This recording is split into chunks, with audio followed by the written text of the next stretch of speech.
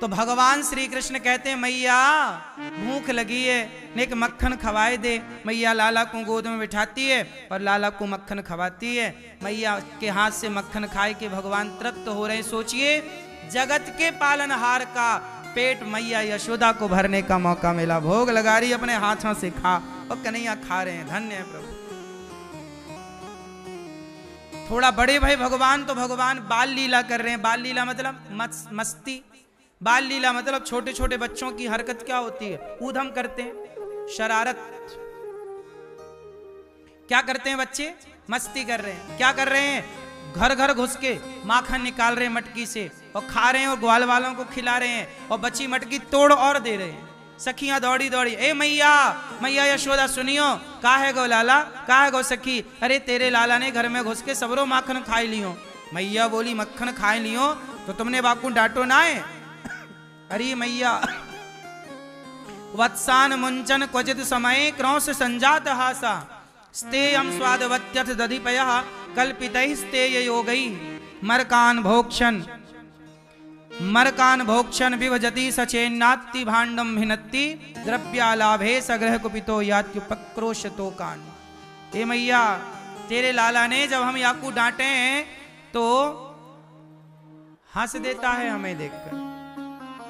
जब हम देखते हैं या को हंसते हुए तो हम सारा गुस्सा भूल जाती हैं। मैया ऐसी लीला करे तेरो लाला। मैया बोली जब तक रंगे हाथों या को पकड़ोगी ना हम तुम सबन की बातों को भरोसा ना करेंगे।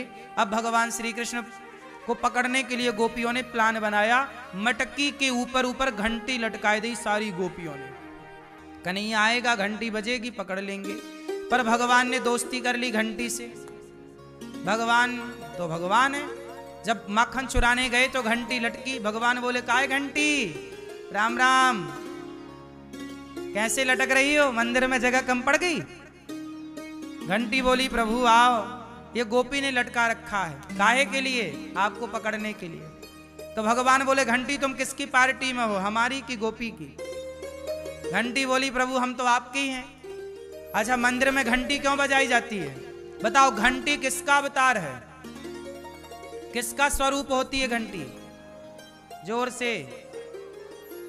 घंटी क्यों बजाई जाती है और घंटी किसका स्वरूप मानी जाती है? पता है आप लोगों को?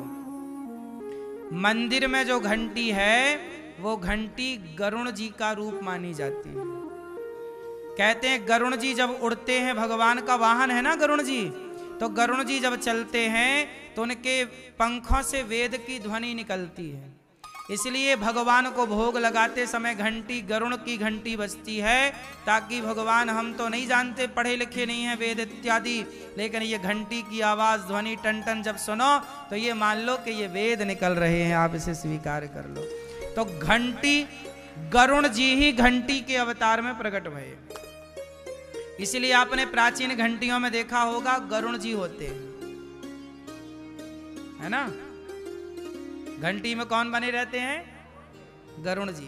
तो घंटी गरुण जी ही है। तो घंटी भगवान ने कहा घंटी अब बताओ किसकी पार्टी में हो? प्रभु हम तो आपके हैं। अच्छा ये बताओ हमारी पार्टी में हो तो हम माखन कैसे खाएं? खाएंगे तुम बजोगी। भगवान बोले क्या करें? घंटी बोली प्रभु आप बताओ क्या करें? भगवान बोले यदि हमारी पार्टी में हो तो हम जब माखन खाएंगे ना मटकी के पास आकर तुम बजना मत। भगवान ने ग्वाल वालों का बनाया गोला, चढ़े लौंदा बना बना के सबको खवा रहे हैं। घंटी काहे को बजे? चुपचाप, क्योंकि पार्टी भगवान की पार्टी में वो घंटी नहीं बजी। जब सब खा गए, ग्वाल वाल मन सुखा मधुमंगल श्री दामा सबने खाया, सबका अरे कन्हैया पेट भर गए, लाला बस कर। अब भगवान बोले तुम सब खा गए, अब मैं खाऊं। और ज्यों भगवान खाए वे लग गए तो घंटी टन टन टन टन टन टन टन करके बजने लग गई। अरे घंटी काय को बज गई? तब घंटी बोली प्रभु जब सब लोग खाएं तो मेरो बजनो जरूरी ना है, पर मेरो भगवान भोग लगाए और मैं ना बजूं। प्रभु आप भोग लगाए और बज गई। और जैसे ही बजी तो गोपियां दौड़ी, और जैसे ही दौड़ी तो ग्वाल वाल नीचे से खिसक गए सारे जो गोला में खड़े थे, और लटके रह गए भगवान मटकी पे। अब मटकी पे भगवान लटक रहे, नीचे ग्वाल वाल सारे भाग गए। अब गोपियां अच्छा कन्हैया दारी के तैनी सबरो माखन खाए लियो और मोकू लगे कि बिल्ली खा जाए सबरो माखन। अब बता तेरी मैया से तेरी का शिकायत करें। अरे सखी मैया के पास बाद में ले चलियो, नेक नीचे उतारो, हाथ छूटे जा रहे हैं मटकी से। गोपियां बोली कन्हैया तो बड़ो नाजुक है, हाथ बड़े कोमल है। अच्छा, सखी ने अपना कंधा दिया, बोले पांव रखो यहाँ। पांव रखा कन्हैया ने, सखियों ने उतारा, गोला बनाया सखियों ने और कन्हैया को बीच में खड़ा किया। बोलो तुमने चोरी क्यों की? कन्हैया बोले सखी क्या बताऊं, तुम्हारे घर का माखन बहुत अच्छा लगता है, इसलिए आ जाते हैं चोरी करने। तो चोरी करना अच्छो है?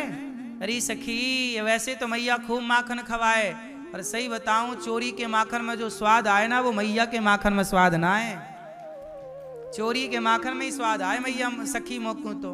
अच्छा तू कहेगी तो मैं चोरी अब से ना करूंगा, आज मोकू जाने दे, मैं कान पकड़ूं चोरी ना करूंगा।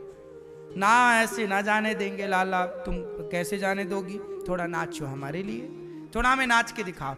अच्छा ये गोपियां जो सखियां हैं ना, इनका उद्देश्य कृष्ण को पकड़कर मैया के पास ले जाना था ही नहीं, शिकायत तो बहाना था। गोपियां का कोई मन थोड़ी था शिकायत करने का, वो तो शिकायत के बहाने भी कृष्ण का दर्शन करने यशोदा के आंगन में जाती थी, किसी बहाने लाला का दर्शन हो जाएगा। जगत के पालनहार आए हों और उनका दर्शन करने भला कौन ना जाना चाहेगा। ये तो गोपियों का बड़ा सौभाग्य है कि तुम्हारे आंगन में ये वृंदावन, यह वही क्षेत्र है जहां भगवान ने इस तमाम लीलाएं की। भगवान की जन्म, देखो भगवान का जन्म हुआ मथुरा में, फिर गए गोकुल, फिर वहां से नंदगांव गए, फिर उसके बाद भगवान वृंदावन आए, तो कुछ लीलाएं वृंदावन में की। ये सारी लीलाएं अलग अलग जगह पर हुई, कहीं माटी खाई, कहीं रस्सी से बांधे गए, कहीं गिरिराज जी उठाया तो गिरिराज जी हैं। ये सारा जो धाम है ना, 84 कोस का है ब्रजमंडल। कितने कोस का है? 7 दिन लगते हैं पूरा भ्रमण करने में कार से। तो अभी 10 अप्रैल को कार से मुख्य जो भगवान की लीला स्थली है वो हम आपको ले चलेंगे 84 कोस की यात्रा में सब दर्शन कराने। यदि चलना है 84 कोस की यात्रा में तो 10 अप्रैल से आप लोग भी अपना नाम लिखा सकते हैं। 84 कोस की यात्रा जो विशेष स्थान है भगवान के, 84 कोस की पूरी परिक्रमा हो जाएगी, जिसमें गिरिराज जी के पूरे स्थान, नंदगांव, बरसाना, गोकुल, गोवर्धन, वृंदावन, तमाम सारी,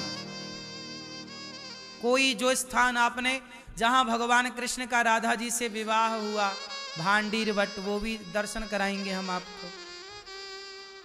सब जहां भगवान की लीलाएं हुई, हर लीला को बताएंगे कि ये लीला यहां हुई, इसके लिए जगह की भूमि की महिमा। तो ये सब होगा।